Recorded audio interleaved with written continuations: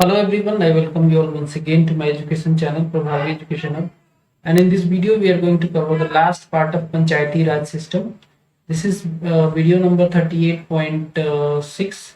So make sure that you have also watched my previous videos, they are equally important. And channel पे नया हो तो definitely subscribe करना, bell icon को press करना so that you can get the notification of these videos जो कि मैं सीरीज में बना रहा हूँ। मेरा टारगेट है कि यूपीएससी का पूरा सिलेबस कवर कर दूँ, या फिर किसी भी स्टेट का आप सिविल सर्विसेज की तैयारी कर रहे हो तो उसके लिए भी पूरा मटेरियल ये रहेगा। ठीक है, तो आपको नोटिफिकेशन मिलता रहेगा टाइम टाइम पे जब भी मैं वीडियो डालूंगा। और एक और सीरीज है मेरी इंडियन इकोनॉमी की, जो कि मैंने रमेश सिंह की बुक से बेसिस के लेकर मैंने बनाया है। इसी का रेफरेंस मैंने लिया है इस सीरीज के लिए, और इस पे मैंने पीडीएफ भी दिया है। पीडीएफ ताकि आपको नोट ना बनाना पड़े, आपको रेडीमेड पीडीएफ मिल जाता है। जो वीडियोस आप देखते हो उसी को आप रिवाइज कर सकते हो पीडीएफ के थ्रू। ठीक है, तो बहुत आसान हो जाता है रिवीजन, और मल्टीपल टाइम रिवाइज कर सकते हो। 5 दिन की क्लासेस हैं ये टोटल इंडियन इकोनॉमी की। अगर सीरीज को अगर आप अच्छे से देखोगे, अच्छा टाइम दोगे तो 5 दिन में जरूर कंप्लीट हो जाएगा। एंड पीडीएफ को आप मल्टीपल टाइम पीडीएफ से उसको रिवाइज कर सकते हो। ठीक है, तो लेट्स बिगिन। अब इस वीडियो में हम लोग पढ़ेंगे पेसा एक्ट, जो कि 1996 में आया था। इसको एक्सटेंशन एक्ट भी कहते हैं। पेसा का फुल फॉर्म है provision of panchayat extension to scheduled areas act 1996। अब देखिए, जो 5th शेड्यूल है हमारे कॉन्स्टिट्यूशन का, 5वां शेड्यूल, वो कुछ ट्राइबल एरियाज से रिलेटेड है। ट्राइबल एरियाज से रिलेटेड है, ये शेड्यूल्ड एरिया है। ट्राइबल एरियाज कई सारे स्टेट की, वहां पे इस एक्ट से पहले, पेसा एक्ट जो 1996 में पास हुआ, उससे पहले पंचायती राज सिस्टम नहीं हुआ करता था। वहां पे एक्सटेंड नहीं था। ये 73rd अमेंडमेंट के बाद वहां तक एक्सटेंशन इसका नहीं था। तो यहाँ पे देखिए वही पॉइंट लिखा हुआ, प्रोविजंस ऑफ पार्ट 9 जो कि ऐड किया गया था 73rd अमेंडमेंट एक्ट के बाद। ऐसा मैंने आपको ऑलरेडी बताया वीडियो में। Panchayat were not applicable to the 5th schedule areas. ठीक है, बट पार्लियामेंट को ये पावर दिया गया था इस एक्ट में कि पार्लियामेंट चाहे तो इसको एक्सटेंड कर सकती है उन एरिया पे भी, पार्लियामेंट चाहे। तो इसी प्रोविजन के तहत पार्लियामेंट ने एक एक्ट इनएक्ट किया जिसका नाम था provisions of panchayat extension to the scheduled areas act 1996। ठीक है, जो एरियाज पे पहले एक्सटेंशन नहीं था पंचायती राज सिस्टम, जो कि 5th शेड्यूल में आती हैं वो एरियाज, अब उन पे भी एक्सटेंड कर दिया गया 1996 के अमेंडमेंट के बाद के में ये एक्ट लाने के बाद। अब देखिए, अगर लेटेस्ट डेटा की बात करें तो 2019 का ये डेटा है। 10 ऐसे स्टेट है जहां पे 5th शेड्यूल्ड एरियाज है। उनका नाम है आंध्र प्रदेश, तेलंगाना, छत्तीसगढ़, गुजरात, हिमाचल प्रदेश, झारखंड, मध्य प्रदेश, महाराष्ट्र, उड़ीसा, राजस्थान। ये कुछ 10 स्टेट्स हैं जहां पे शेड्यूल्ड एरियाज हैं। ठीक है, शेड्यूल्ड एरियाज 5th शेड्यूल के अंदर ये 10 स्टेट्स में आती हैं। इन्होंने भी अब इनैक्ट कर लिया है रिक्विजिट कंप्लायंस लेजिस्लेशन। मतलब इस पेसा एक्ट के आने के बाद ये जो 10 स्टेट्स हैं, इन्होंने भी अपना कंप्लायंस लेजिस्लेशन पास कर लिया है ताकि पेसा को ये लोग इफेक्टिव बना सके। ठीक है, अगला पॉइंट है ऑब्जेक्टिव क्या है इस एक्ट का। इस एक्ट का ऑब्जेक्टिव है to extend the provisions of part 9। ठीक है, जो कि पहले यहाँ पे इन एरियाज पे एक्सटेंशन नहीं था इसका, एंड विद सर्टेन मॉडिफिकेशन। अब देखिए, ये एरिया शेड्यूल्ड एरिया है तो नॉर्मल एरिया की तरह तो इम्प्लीमेंट नहीं होगा, तो कुछ मॉडिफिकेशन तो जरूरी था पंचायती राज इंस्टीट्यूशन से रिलेटेड प्रोविजंस में। एंड ये इसलिए किया गया है ताकि सेल्फ रूल दिया जा सके ट्राइबल पॉपुलेशन को। ट्राइबल पॉपुलेशन जो सेल्फ रूल से वंचित हो रहे थे, उनको भी सेल्फ रूल का मौका दिया जा सके। प्लस विलेज गवर्नेंस की जा सके विद पार्टिसिपेटरी डेमोक्रेसी। ठीक है, रिप्रेजेंटेटिव डेमोक्रेसी से हटाकर हम लोग पार्टिसिपेटरी डेमोक्रेसी चाहते हैं, क्योंकि participation of people in democracy is very much required. ठीक है, बहुत इंपॉर्टेंट भी है। ग्राम सभा should be A nucleus of all activities, इसलिए भी एक ऑब्जेक्टिव टाइप माना गया इसको कि ग्राम सभा एक न्यूक्लियस की तरह हो जितनी भी डेवलपमेंटल एक्टिविटीज हो, चाहे वो इकोनॉमिक डेवलपमेंट हो, सोशल डेवलपमेंट हो, एक्सेट्रा, उसमें एक न्यूक्लियस का काम करे। And to evolve a suitable administrative framework inconsistent with the traditional practices of the tribal people. तो ट्राइबल पीपल का जो प्रैक्टिस होता है वो काफी ट्रेडिशनल होता है। They are not like normal people, they follow their traditional rules, जैसे कि वो फॉरेस्ट प्रोड्यूस पे ज्यादा डिपेंडेंट रहना, और कस्टमरी लॉज को फॉलो करना, एंड एक साथ रहते हैं ट्राइब्स, एंड नेचर की पूजा करते हैं। There are lot of things. तो इनको इनके ट्रेडिशनल प्रैक्टिसेस के साथ एडमिनिस्ट्रेटिव फ्रेमवर्क बनाने का भी ऑब्जेक्टिव रखा गया इस एक्ट में। And to safeguard and to preserve the traditions and customs of tribal people of this areas. ठीक है, नेक्स्ट है to prevent panchayat at higher level from assuming the powers and authority of panchayat at lower level. तो higher level से मेरा मतलब ये है कि पंचायत तो 3 लेवल पे है, एक तो डिस्ट्रिक्ट लेवल पे, दूसरा इंटरमीडिएट लेवल पे, और सबसे लोएस्ट लेवल पे विलेज पंचायत है। ठीक है, तो ये कहीं डिस्ट्रिक्ट लेवल वाली पंचायत जो है अपने से लोअर वाले पे कहीं अथॉरिटी ना जमा दे, कहीं इनको कहीं इन पे अपना रूलिंग ना करने लगे। तो ये भी अवॉइड करने के पर्पज से ध्यान में रखा गया है इस एक्ट में कि ये लोग कहीं ऐसा ना कर दें। अब बात करेंगे हम लोग फीचर्स के बारे में। इस एक्ट के कुछ फीचर्स हैं जिनको डिस्कस कर लेते हैं। तो स्टेट को लेजिस्लेशन बनाना होगा ऐसे एरियाज के लिए जो कि 10 स्टेट्स में आती हैं, शेड्यूल्ड एरियाज।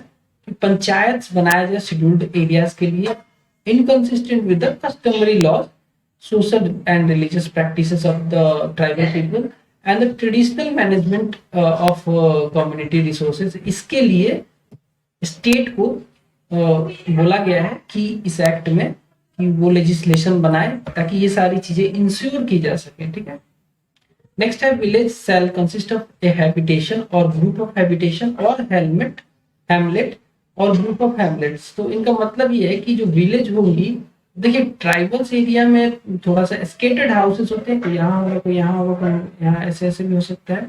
तो ये जो विलेजेस होंगी वो क्लस्टर ऑफ विलेजेस हो तो ज्यादा बेटर है। It should consist of habitation और ग्रुप ऑफ हैबिटेशन और हैमलेट और ग्रुप ऑफ हैमलेट। ठीक है, नेक्स्ट है एवरी विलेज में, हर विलेज में एक ग्राम सभा होनी चाहिए consisting of persons whose name are included in the electoral rolls for the purpose of panchayat election. ठीक है, एट विलेज लेवल।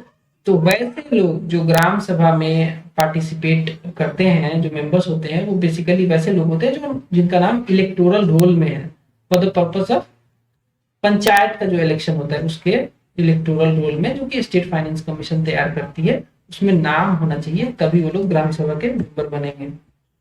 नेक्स्ट है एवरी ग्राम सभा shall be competent to safeguard and preserve the traditions and customs of the tribal people, cultural identity, community resources and customary mode of dispute resolution। तो ये सारी बातें definitely करनी होगी। Then every ग्राम सभा shall approve, every ग्राम सभा, जो जितने भी ग्राम सभा होंगी उनको अप्रूव करना पड़ेगा प्लान्स को, प्रोग्राम्स को, प्रोजेक्ट्स को फॉर इकोनॉमिक डेवलपमेंट। ये कंपलसरी है।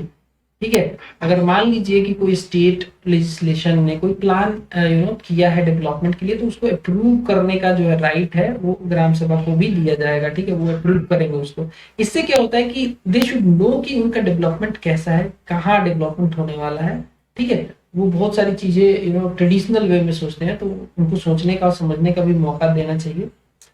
देन ग्राम सभा shall also be responsible for the identification of beneficiaries under the poverty alleviation and other programs of the state government।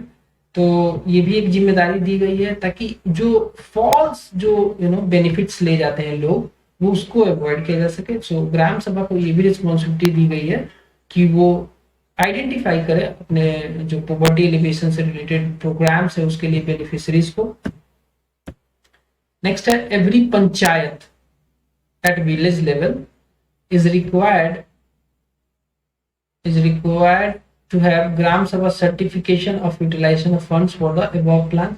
तो ये जो प्लान्स आती हैं इसके लिए एक सर्टिफिकेशन देता है ग्राम सभा, वो सारे पंचायत को वो लेना पड़ता है। ठीक है।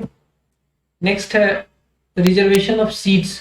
इसमें भी पेशा वाले में भी, पेशा जो कि 1996 में पास हुआ था, रिजर्वेशन ऑफ सीट्स का प्रोविजन यहाँ पे भी है। और यहाँ पे भी जो बेसिस है वो पॉपुलेशन ही है, तो उनके प्रोपोर्शन में ही कम्युनिटीज के प्रोपोर्शन में ही रिजर्वेशन भी है। However, the reservation for the scheduled tribes shall not be less than 1/2 of the total number of seats. अब चूंकि ये एरियाज हैं, शेड्यूल्ड एरियाज हैं, ट्राइबल एरियाज हैं, तो किसी भी केस में ऐसा नहीं हो सकता है कि जो रिजर्वेशन है वो ट्राइब्स के लिए 1/2 से कम हो। 1/2 से ज्यादा हो सकता है लेकिन कम नहीं हो सकता है। All seats of chairpersons of panchayats at all levels shall be reserved for the scheduled tribes. अब इसका मतलब ये है कि 3 लेवल पे यहाँ पे भी पंचायत होंगी, district level, intermediate level and village level. यहाँ पे जो चेयर पर्सन होंगे इनके, वो सारे के सारे लेट इट बी कितने भी उसमें कम्युनिटी क्यों ना हो, ट्राइबल्स के अलावा सारे के सारे जो चेयर पर्सन होंगे, चूंकि ये शेड्यूल्ड एरिया है तो वो सारे के सारे शेड्यूल्ड ट्राइब्स कम्युनिटी से ही होंगे। ठीक है, आगे बढ़ते हैं। State government may nominate scheduled tribes which have no representation in the panchayat at the intermediate level, or the panchayat at district level shall not exceed 1/10 of the total member। तो state government को ये power दिया गया है कि वो nominate कर सकता है, अगर इलेक्शन नहीं हुआ है, अगर कई सारे शेड्यूल्ड ट्राइब्स जो है वो रिप्रेजेंटेड नहीं है, डिफरेंट शेड्यूल्ड ट्राइब्स होते हैं, कुछ की जनसंख्या ज्यादा कुछ की कम होती है, तो मान लो जो रिप्रेजेंटेड नहीं है उसको नॉमिनेट किया जा सकता है स्टेट गवर्नमेंट के द्वारा। बट ये एक ध्यान रखना है कि जो नंबर है वो एक्सीड नहीं करना चाहिए 1/10 of the total membership. Next, Gram Sabha और panchayat at appropriate level shall be consulted before making the acquisition of land. तो कई बार क्या होता है कि स्टेट गवर्नमेंट कुछ प्लान बनाती है जिसमें लैंड की जरूरत होती है, कोई डेवलपमेंटल प्लान हो, कोई कंपनी लगानी हो, कुछ भी करना हो। वैसे केस में मान लो कि स्टेट गवर्नमेंट ने कोई कंपनी को कोई लैंड दिया एक्विजिशन के तौर पे, और वो लैंड जो है वो शेड्यूल्ड एरियाज का है जो कि 5th शेड्यूल में आती हैं, 10 स्टेट में से किसी में भी हो सकती है, मान लो एग्जांपल मैं बता रहा हूँ। उस लैंड को एक्विजिशन करने से पहले परमिशन लेना पड़ेगा, ग्राम सभा पंचायत का परमिशन उसके लिए जरूरी हो जाएगा। ठीक है, next, planning and management of minor water bodies interested to the panchayat at appropriate level. तो ये भी टास्क दिया गया है कि जो, क्योंकि ये वाटर बॉडीज बहुत इंपॉर्टेंट होती है ट्राइबल एरियाज के लिए, पानी हर जगह इंपॉर्टेंट होती है, स्पेशली ट्राइबल एरिया में बहुत ज्यादा इंपॉर्टेंट होती है, बिकॉज और कोई सोर्सेज नहीं होता। तो इनके मैनेजमेंट को भी, इनसे रिलेटेड पानी से रिलेटेड मैनेजमेंट को भी दिया गया है पंचायत के ही हाथ में इन एरियाज में। Then grant of prospecting license और mining lease for minor minerals in the scheduled areas। ये जब भी होगा, मान लीजिए कोई ग्रांटिंग हो रही है, कोई माइनिंग लीज है जो कि माइनर मिनरल्स का है और वो शेड्यूल्ड एरियाज में पड़ता है, उसके लिए स्टेट गवर्नमेंट मान लीजिए कि लीजिंग कर रही है, तो उससे पहले स्टेट गवर्नमेंट को प्रायर रिकमेंडेशन चाहिए, ग्राम सभा का हो या फिर पंचायती राज इंस्टीट्यूशन का हो। सेम केस एक और है, for grant of concession for the exploitation of minor minerals by auction. उस केस में भी prior recommendation of Gram Sabha और Panchayati Raj institution is needed. अब आगे बढ़ते हैं। अब देखिए कुछ पॉइंट्स यहाँ पे और हैं जो कि इसी से रिलेटेड है। यहाँ पे ये कहा गया है कि जब भी स्टेट लेजिस्लेचर इंश्योर करना चाहिए स्टेट लेजिस्लेचर को कि पंचायत को जब भी पावर दिया जा रहा है तो कुछ स्पेशल पावर देना चाहिए, जैसे कि पावर टू इन्फोर्स प्रोहिबिशन और रेगुलेट और restrict any intoxicant in the area scheduled areas. ठीक है, तो मान लीजिए कोई शेड्यूल्ड एरिया जो कि 10 स्टेट में से किसी में पड़ता है, वहां पे स्टेट लेजिस्लेचर पावर दे रही है शेड्यूल्ड एरियाज को के पंचायत को, तो एक पावर जरूरी हो जाता है कि इंटॉक्सिकेंट मटेरियल्स का प्रोहिबिशन रेगुलेट करना, ये सब पावर पंचायत को मिले। और ऑनरशिप भी मिलना चाहिए माइनर फॉरेस्ट प्रोड्यूस का, ताकि ये लोग इस पे डिपेंडेंट रहते हैं तो इसका ऑनरशिप भी डेफिनेटली इनको चाहिए। And power to prevent alienation of land, तो कोई एलियन आके लैंड ग्रैब वगैरह ना करे, इसके लिए भी पावर मिलना चाहिए। और कोई किसी ने मान लो किसी एलियन ने ग्रैब भी किया तो उसको लेने का भी पावर होना चाहिए पंचायत के पास। Power to manage village markets, तो विलेज की जो मार्केट होती है उसको रेगुलेट करना, टैक्सिंग वगैरह वो सब भी पावर होना चाहिए। Power to exercise control over money lending to scheduled area, चूंकि शेड्यूल्ड ट्राइब्स वगैरह जो है कई बार पैसे की बहुत जरूरत पड़ती है इनको, क्योंकि ये उतने इनके पास ना नॉलेज होता है ना कोलेट्रल्स होते हैं कि जाके ट्रेडिशनल लोन ले सके। तो ये क्या करते हैं, ज्यादातर साहूकार के पास जाते हैं, साहूकार बहुत बड़े इंटरेस्ट मांगता है इनसे, बहुत ज्यादा इंटरेस्ट लेता है, जिससे ये उसके चक्कर में फंस जाते हैं और इनको इनसे बहुत गलत सा काम कराया जाता है। तो ये भी रेगुलेट करने का power to exercise control over the money lending to scheduled areas, ये भी पंचायत के हाथ में देना चाहिए। Then power to exercise control over institutions and functionaries all social sectors की, यहाँ पे भी ये पावर मिलना चाहिए इनको। Power to control local plans and resources, this must be given to the Panchayati Raj institutions. Next, अब हम बात करेंगे कि फाइनेंसिंग सिस्टम कैसे है पंचायती राज का। पंचायती राज इंस्टीट्यूशंस को फाइनेंस कहाँ कहाँ से मिलते हैं और क्या क्या प्रॉब्लम्स है, ये सारी बातें भी हम देख लेते हैं।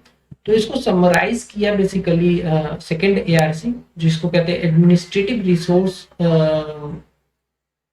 एडमिनिस्ट्रेटिव रिफॉर्म कमीशन कहते हैं इसको, एआरसी को। ये सेकेंड एआरसी थी जो कि इसका पीरियड था 2005 से लेकर 2009 तक। इसने काफी एडमिनिस्ट्रेटिव मैटर्स को रिसर्च किया, स्टडी किया, उसके बाद बहुत सारी पॉइंट्स निकाले इसने कुछ समराइज किया the sources of revenue for पीआरआईज के सोर्सेज ऑफ रेवेन्यूज को इसने समराइज किया, एंड देयर फाइनेंशियल प्रॉब्लम्स को भी समराइज किया, जिसको एक एक करके देख लेते हैं। तो मेजर पोर्शन जो इन्होंने एआरसी में देखा कि मेजर पोर्शन जो है पार्ट 9 का, जो कि कॉन्स्टिट्यूशन में 73rd अमेंडमेंट के बाद ऐड किया गया था, वो डील करता है स्ट्रक्चरल एम्पावरमेंट से।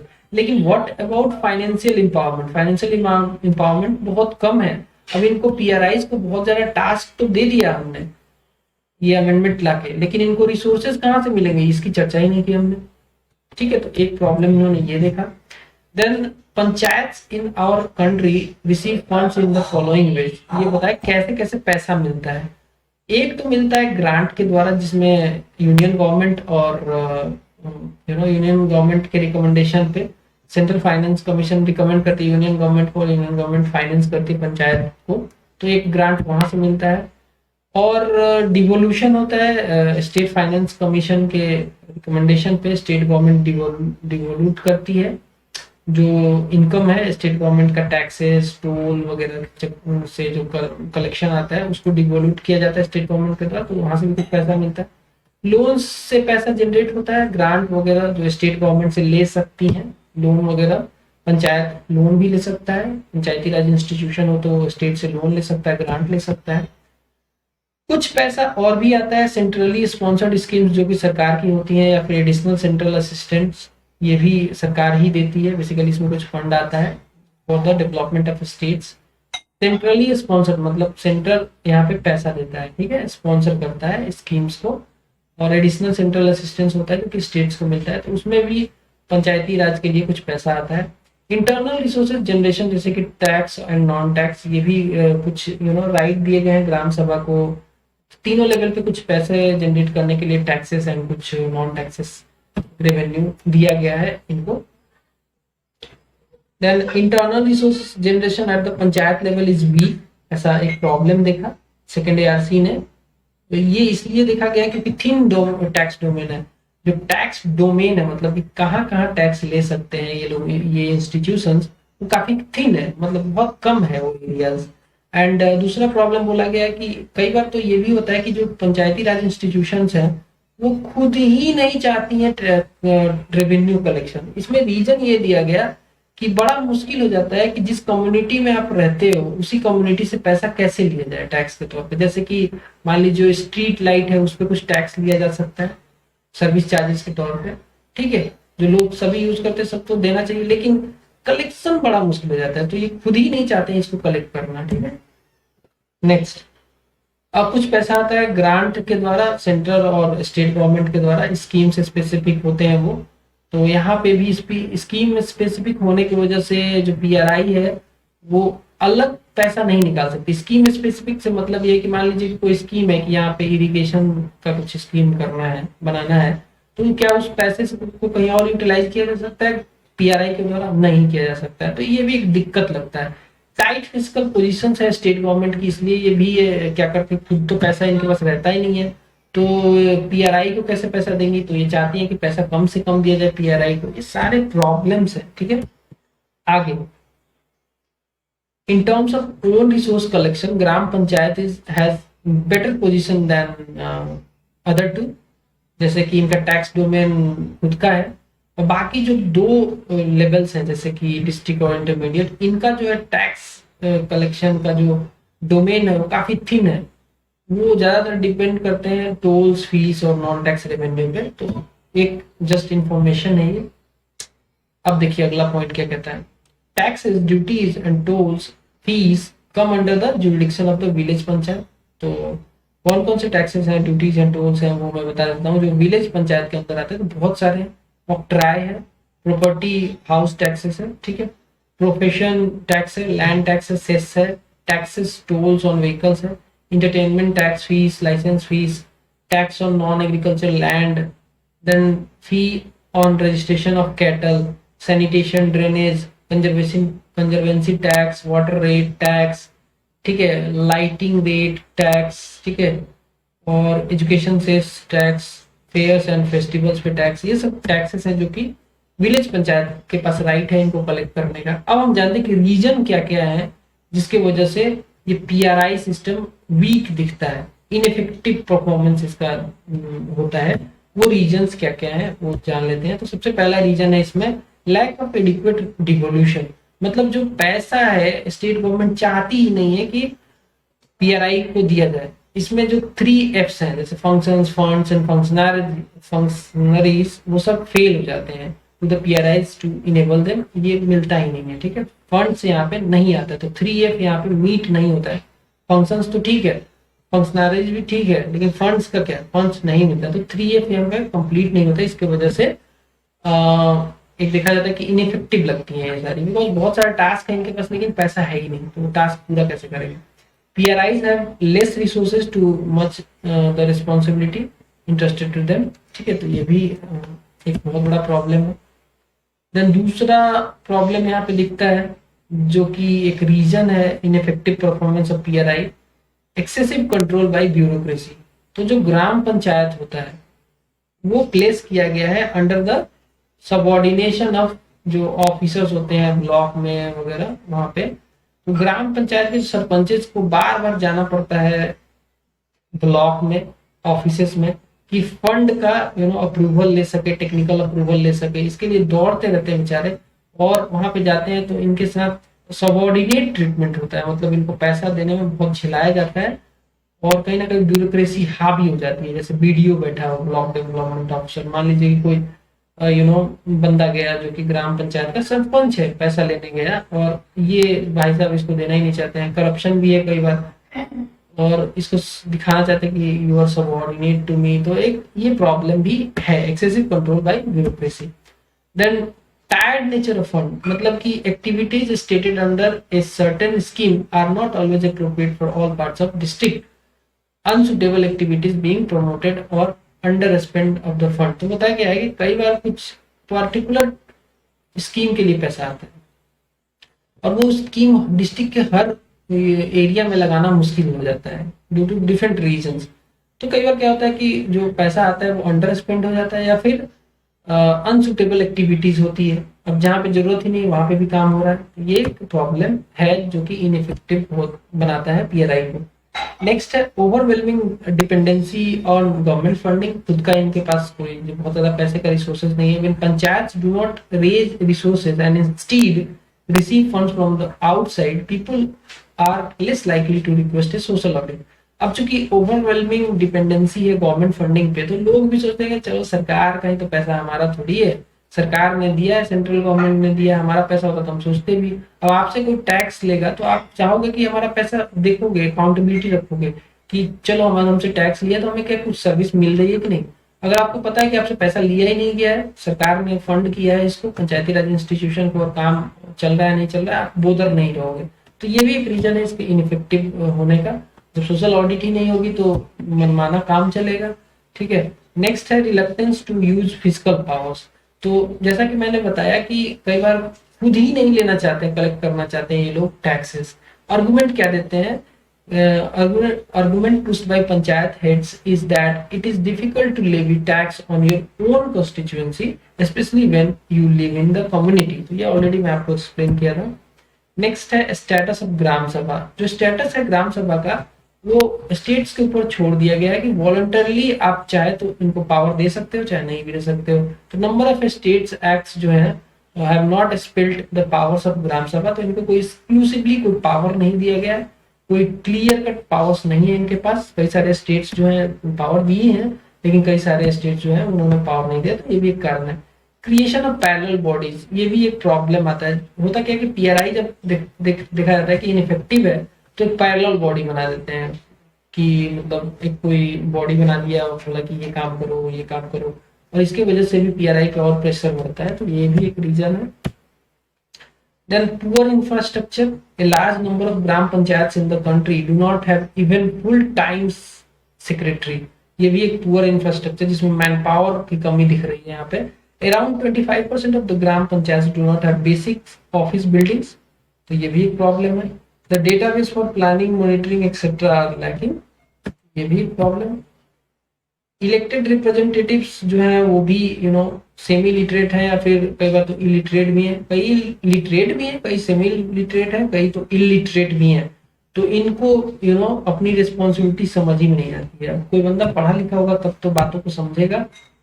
नेक्स्ट है only around 20% panchayat reported to be having computing facility. इसकी भी कमी दिखती है, ये भी एक रीजन है। So that's it from this video and this lesson also. I hope कि आपको पसंद आया होगा। पसंद आया तो एक लाइक मारो अभी जस्ट, एंड सब्सक्राइब करो चैनल को, और अपने दोस्तों को भी बताओ कि ऐसी क्लासेस हैं, उनको भी शेयर करो ये सारी वीडियोस। That's all, bye.